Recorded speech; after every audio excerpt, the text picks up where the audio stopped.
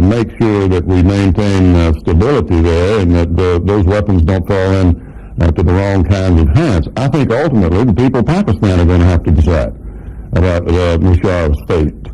He had been moving in the right direction. He'd taken off the uniform. He'd set elections for January the 8th.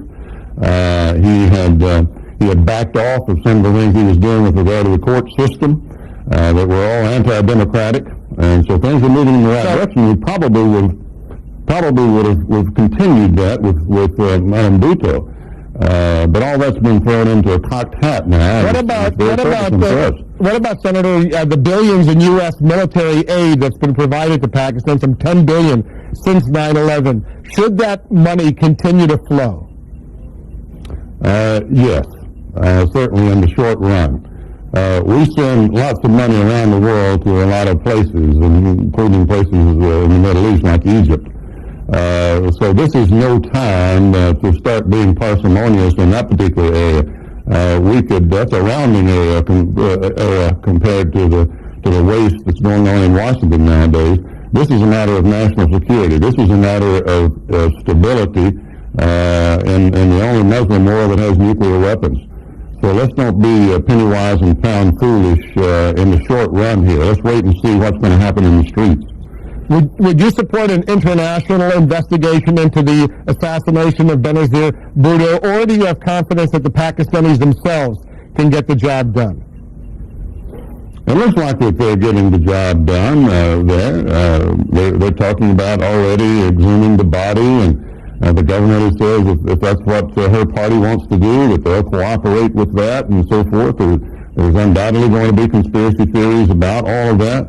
But Al-Qaeda is claiming credit for it. I believe them in this case. I believe they could not stand the notion of a secular woman who's anti-terrorist coming into power and ruling in that nation.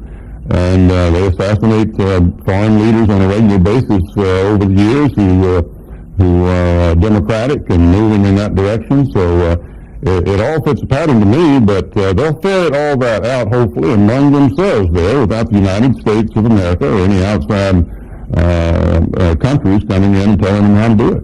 We're only a few days away from the Iowa caucuses. You made an intriguing comment yesterday, and I'm going to play the little audio clip for you because I want you to explain what you meant. Listen to this. I have the background, the capability, and the concern to do this, and I'm doing it for the right reasons. But I'm not particularly interested in running for president, but I think I'd make a good president.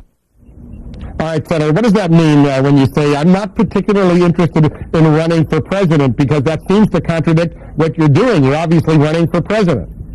Well, as often happens, you have a nice, long, interesting discussion in a public forum like that with an average citizen, and some in the media take bits and pieces, not you, but some have taken one sentence out of the middle of that and make it sound like something that it wasn't intended. The point was we were talking about the process.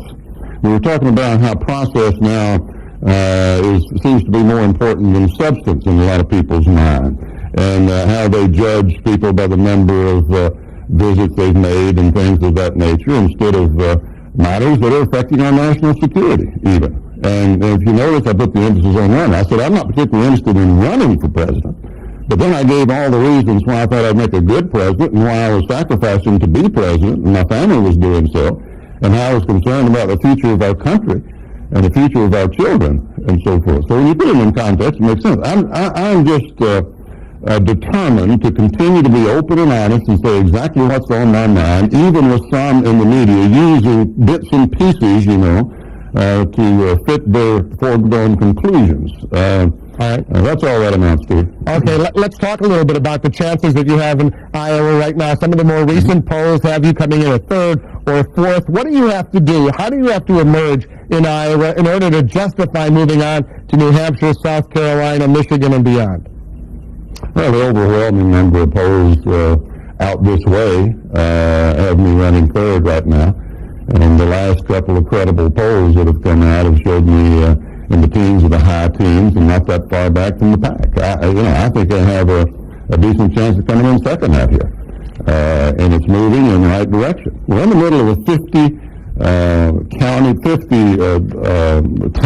and city tour out here, and we're going out, taking it to the grassroots. The numbers are reflecting that. People who get a chance to hear us, and we get a little chance to spend time with them. It's resulting in on-the-ground activity, and it's resulting in contributions coming in and things of that nature. So I feel a whole lot like I did in '94 in Tennessee. It's a grassroots deal. It's a lot like a state campaign in many ways out here. I'm just going to keep on doing what I'm doing. Look, there'll be no change in strategy. There'll be no change in message. There'll be no change in thread. It's going to be the way it's always been, while all this hullabaloo is going on around me, and everybody's attacking each other, and everybody's talking about process, and who's got the most political ambition to drive them.